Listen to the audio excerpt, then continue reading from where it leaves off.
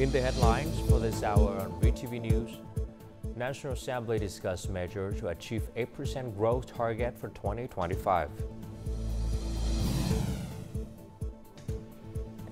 And the Ministry of Agriculture and Rural Development aims to lure high-tech investment in low-emission rice cultivation. And U.S. President pushes for fair and reciprocal tariff.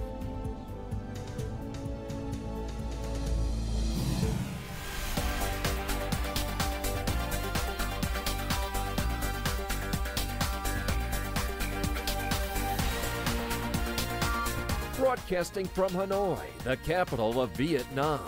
VTV News starts right now. Hello, it's 8 a.m. local time in Hanoi and you're watching VTV News. Party General Secretary Tô Lâm hosted a reception in Hanoi on February 14 for Theo, chairman of SK Group, and also the South Korea Chamber of Commerce and Industry, KCCI. The party chief praised achievement that Korean firms, including the SK Group, have repeated in their operation in Vietnam, underscoring their role in the country's socio-economic development. He emphasized that with the Republic of Korea being one of Vietnam's top investment and trade partners, both countries are looking toward a trade target of $150 billion by 2030. As the SK Group plans to launch new projects aligned well with Vietnam's socio-economic development orientations, he encouraged the group to work hand-in-hand with relevant Vietnamese agencies and authorities to ensure they are deployed swiftly, effectively, and with maximum impact. For his part, Chairman Theo provided an update on the group's ongoing investment activities in Vietnam and its future expansion plans. His vision includes leveraging the SK Group's world-class expertise in the energy sector to foster Vietnam's sustainable growth. Key areas of focus are the development of liquefied natural gas infrastructure, AI data centers, hydrogen energy, small modular reactors, as well as high-tech agriculture and logistics. Prime Minister Phie also met with the chairman of SK Group, South Korea's second-largest company, and praised the growing cooperation between SK and Vietnam. He urged SK Group to continuously invest in various areas. The Prime Minister also encouraged SK to help develop Vietnam's innovation ecosystem and support Vietnamese businesses in joining the global value chain. The SK chairman reaffirmed the group's commitment to strengthen collaboration for Vietnam's sustainable economic growth.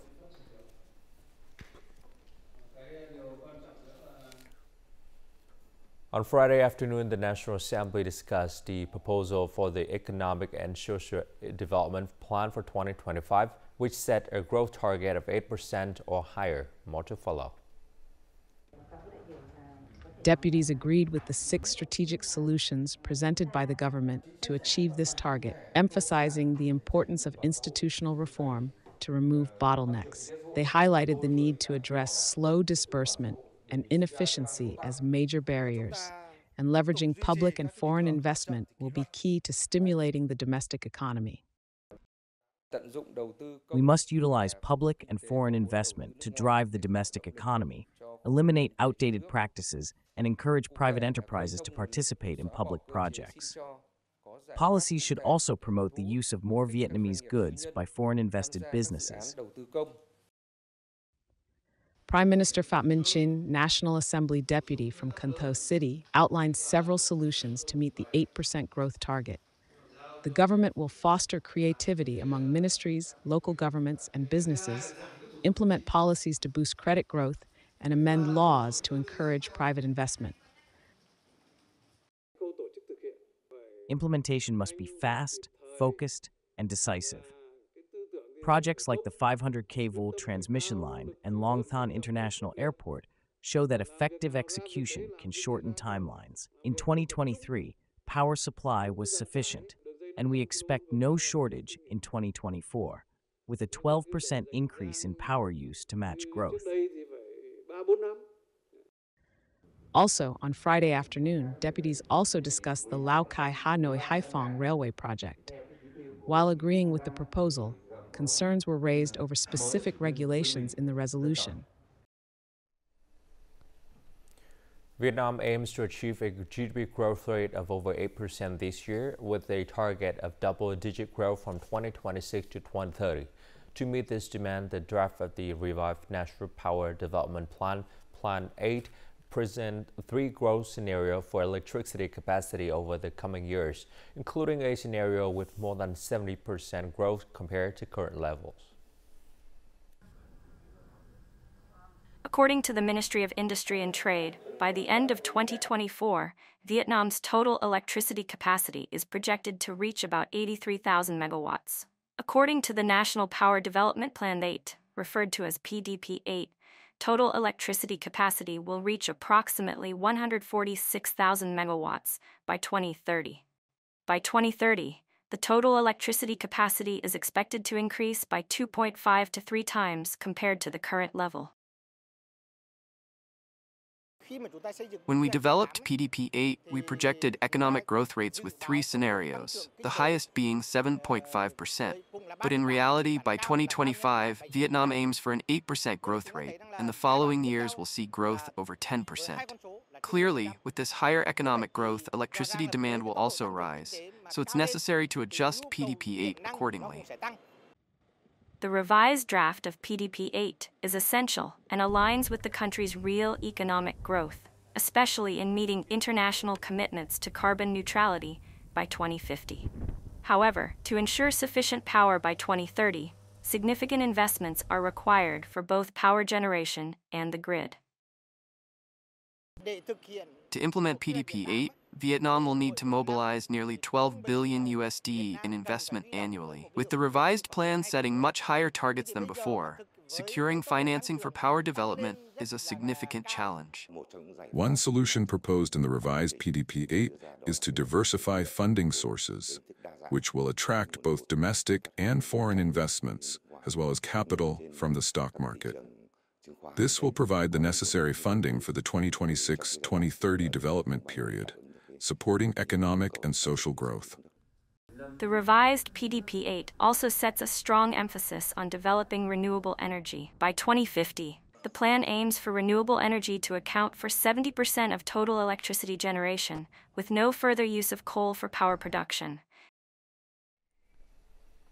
Experts analyzing Ho Chi Minh City's service industry have identified 3 sectors with global innovation potential: information and communication technologies, ICT, banking, finance and insurance, and professional scientific and technical services. These sectors currently drive 35% of Ho Chi Minh City's service sector growth, with impressive annual compound growth rate ranging from 6% to nearly 9%. The city's statistics office reports a workforce shift from manufacturing to services, particularly toward these innovation-driven sectors. With significant market demand and favorable conditions for development of aquaculture models, Central Highland provinces are focusing on attracting investment from seafood businesses to implement high-tech aquaculture models. Leveraging this potential will significantly increase local residents' income. The Central Highlands region is currently home to more than 2,250 reservoirs, with a total water surface area of 50,000 hectares. Ideal conditions for aquaculture. These aquaculture operations can be integrated with industrial crops and fruit trees, utilizing natural feed sources and fish-produced organic fertilizer to lower production costs. In the near future, we need to pay more attention to the linkages between aquaculture models and high-tech aquaculture to minimize risks for farmers and increase their income. With these distinct advantages, there is significant potential to develop large-scale and sustainable aquaculture zones in the Central Highlands. In response, Dak Nong Province has developed a plan for the province's aquaculture development through 2030, with a vision to 2035. The goal is to increase mountain residents' income and create conditions for producing specialty fish breeds with export potential. We aim to move away from traditional and small-scale production towards more centralized production to create concentrated production zones. Farmers have also adapted to applying science and technology. Currently, aquaculture products from the Central Highlands primarily supply local markets and are exported to major cities such as Ho Chi Minh City and Da Nang. However, the region's aquaculture potential remains largely untapped. Rapid implementation of a high-tech aquaculture development project is a direction that should be supported and expanded at this time. Coming up next on VTV News, the Ministry of Agriculture and Rural Development aims to lure high-tech investment in low-emission rice cultivation and increase monitoring of banned substances to ensure agricultural exports.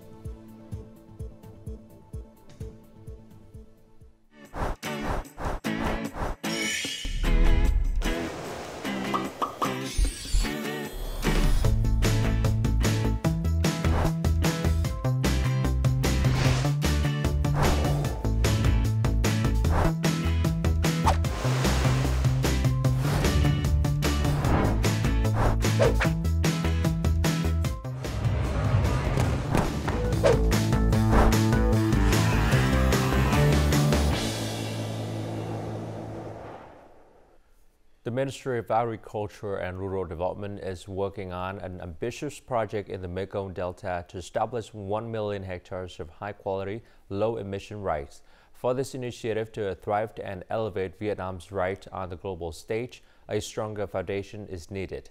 Enhancing cooperative management, strengthening business partnership, and accelerating the adoption of modern technologies are crucial steps forward. While the results are encouraging, agricultural cooperatives still face major challenges. These include management inefficiencies, lack of synchronized supply chain connections, and resistance to modern farming practices hindering progress. Furthermore, bringing advanced technology into the fields remains an uphill battle. New techniques, new farming methods, and modern sowing practices require money. We really need this kind of support. At a recent investment and technology conference, experts discussed the critical role of digital transformation in sustainable rice production. While farmers have begun adopting new scientific techniques, deep integration of technology is essential for long-term success. We have worked with many companies and technology providers, but the challenge is how to effectively connect them with cooperatives and farmers. The ministry has worked with cooperative alliances and Japanese corporations. Together, they have successfully piloted digital technology models in rice farming, reducing emissions while improving efficiency. We support agricultural cooperatives with accounting and management software. These are essential tools for scaling up modern farming practices. Recognizing the financial hurdles, the ministry has worked closely with the State Bank of Vietnam to accelerate credit disbursement. This funding will empower cooperatives to modernize operations, enhance productivity, and strengthen Vietnam's position as a leader in sustainable rice production. Increased standards from international markets are challenging this year's agriculture export goals. For instance, in China, farmers and businesses had to quickly adapt to new regulations on cadmium and yellow oat testing right at the beginning of the year.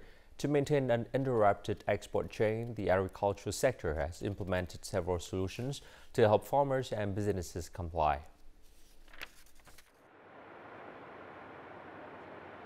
In a short period, border gates in Lạng Sơn, Lào Cai, and Quảng Ninh provinces resumed regular custom procedures. Key export items include dragon fruit, watermelon, durian, jackfruit, banana, rambutan, mango, cassava, and seafood. For our fruit shipments from Tianjiang to Mong Cai, we've had cadmium testing done, so exports went smoothly. The business only paused briefly. Along with the 9 already approved testing centers, Vietnam is proposing 6 more to handle the harvest season. At the Bắc Luân 2 border gate, a new testing and inspection center is being completed to shorten customs clearance times. Currently, durian and jackfruit meet the requirements, but we must also be prepared for similar regulations on other agricultural products. Successfully meeting durian standards will help us return to a protocol where no further testing is required. The Ministry of Agriculture and Rural Development is also enhancing supervision in production areas to eliminate cadmium residue risks, while firmly addressing violations regarding the banned yellow O substance. Thailand's quick 10-day recovery of its durian exports offers a valuable lesson for Vietnam on maintaining market access. In many households, after the Tet holidays, have to consume a large amount of leftover food. I've noted that on some occasions they give up consuming and just simply throw food away. This is huge waste. Vietnam, despite a developing country, ranks second in the world in food waste, according to the Global Food Bank Network. Chung cake, jams, and candies fill the table. The fridge stays packed long after the holiday. Boiled chicken and sticky rice cakes get cut up and frozen.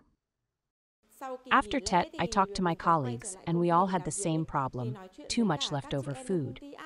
My own family still has 2 chickens, 2 chung cakes, and piles of other types of cakes and jams. I saw people throwing away baskets of food after Tet. The amount of waste was shocking. It's not just households. Restaurants also contribute significantly to food waste. Buffet-style dining, despite having strict regulations on food leftovers, still sees excessive waste. Many customers take too much food and leave it unfinished. Some even burn or mix food together to avoid extra charges. Unfortunately, we have no choice but to throw it all away. Beyond the financial loss, food waste also damages the environment. Decomposing food releases methane gas, a major contributor to climate change. In Vietnam alone, over 8 million tons of food are wasted each year. It is equivalent to 3.9 billion USD in losses, nearly 1% of the country's GDP. Fighting food waste starts with small changes, only taking what we can eat and making the most of every meal. A little effort can go a long way in reducing waste, saving money, and protecting the environment. In the early days of the new year, Phu Quoc City, Kiên Giang province has already welcomed nearly 80,000 international visitors. This number continues to rise as this morning, the Ida Stella cruise ship brought over 2,100 international tourists to the Pearl Islands for sightseeing and tourism. To ensure tourist safety and smooth transit from the ship to the mainland, the locality has temporarily put the international passenger port in Dương Đông Ward into operation. Following this cruise ship visit, 2 more luxury cruise ships carrying over 5,500 tourists will arrive in Phu Quoc on February 16 and 20 for island tours.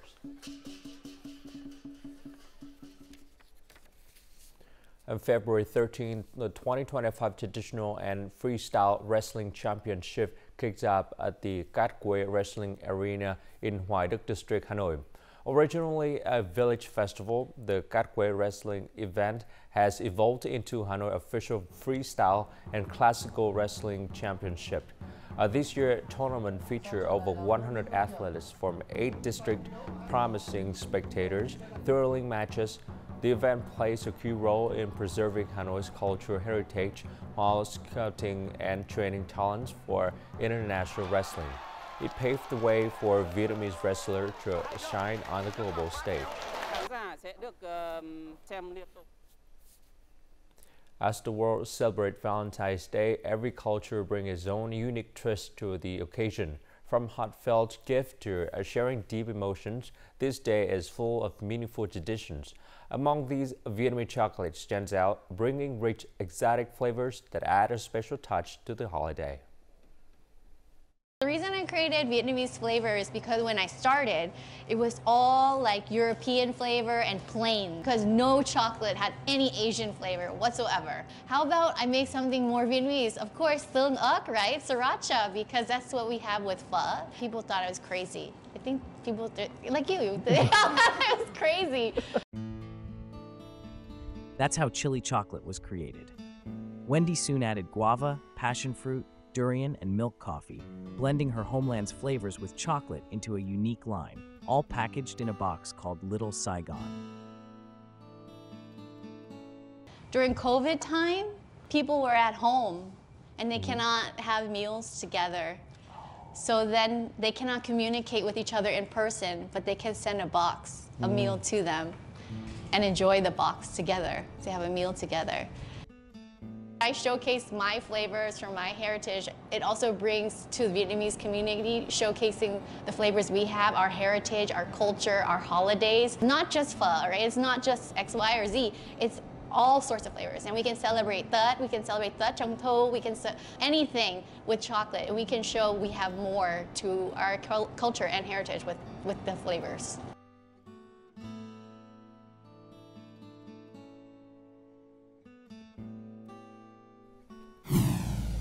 Coming up next in our war news, U.S. President pushes for fair and reciprocal tariff.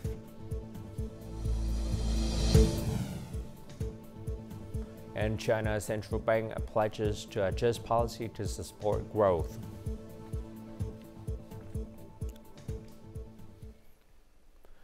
U.S. President Donald Trump signed a presidential memorandum Thursday to devise a comprehensive plan to customize reciprocal tariff based on trading partners' duties, non-tariff barriers, exchange rate policies, and other elements. The memorandum directs the nominee Secretary of Commerce, Howard Lutnick, and U.S. Trade Representative Jameson Greek to assess each country's trade practices within 180 days and recommend remedial measures if needed. The U.S. President emphasized that these tariffs are meant to ensure fairness. Additional tariffs on cars, semiconductors, and pharmaceuticals are also planned and will be implemented later. The White House stated that these measures serve as leverage for trade negotiations, with the U.S. President open to reducing tariffs if other nations do the same. The People's Bank of China said on Thursday it would adjust its monetary policy at the appropriate time to support the economy amid rising external headwinds. In the latest announcement, the Chinese Monetary Authority stated that the adverse effects caused by changes in the external environment have deepened and challenges such as insufficient domestic demand and numerous potential risks still exist. The Chinese Central Bank added it would make comprehensive use of its monetary policy toolkit, including interest rate and its bank reserve requirement ratio, and adjust the intensity and pace of policy measures based on domestic and international economic and financial conditions. Mexican President Claudia Sheinbaum on Thursday urged Google Open's new tab to reconsider its decisions to rename the Gulf of Mexico the Gulf of America for U.S. users, adding the country could file a civil suit against its firm if necessary. She argues that the name change, which is pushed by U.S. government, lacks international recognition. The Mexican president emphasized that the U.S. can only enforce such renaming within its own borders. The controversy began after U.S. President Donald Trump signed an executive order renaming the Gulf of Mexico to the Gulf of America. As a result, Google Maps displayed Gulf of America for U.S. users, while users in Mexico and other countries see Gulf of Mexico or both names. An Australian study has found a similarity in brains of people living with long COVID and the condition known as chronic fatigue syndrome. Both groups have swelling in the hippocampus part of the brain linked to memory and cognitions. More on this in the following story. For more than 20 years, Debbie Flesser has lived with myalgic encephalomyelitis, also known as chronic fatigue syndrome. She suffers crushing tiredness, memory issues, brain fog and trouble sleeping. The fatigue is all day, every day. The former psychologist can't work and there's no effective treatment. It's taken my hopes and dreams that I had, and it leaves you, when you live alone, with a great deal of isolation and loneliness. Researchers at Griffith University are studying patients with ME/CFS and long COVID, illnesses with similar symptoms. They scanned the brains of 46 patients and compared them with 15 people who have neither condition. We found these regions were significantly larger. In the published research, they found the seahorse-shaped part of the brain, called the hippocampus, is enlarged in patients with both conditions. This allows us now to have that information to say, well, there is that commonality and perhaps we need to explore that even further in larger populations, not only here but in other research teams worldwide. Professor Corey Smith wasn't involved in the study and says while small, it further validates the illnesses are physiological, not psychological. These symptoms are happening to people, and I think this again provides supporting evidence for that, and we need to continue investigating it. The ultimate goal is the development of diagnostic tests and treatments. And now, as usual, let's continue with the weather forecast.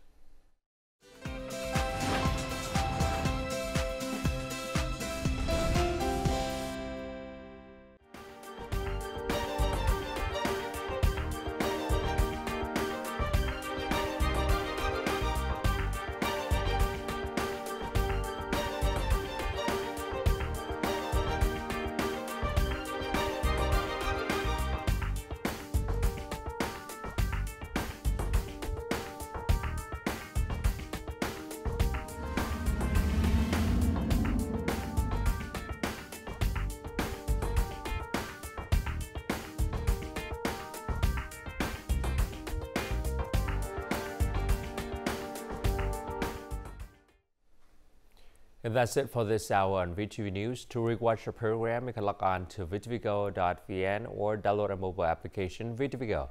Thanks for watching and goodbye for now.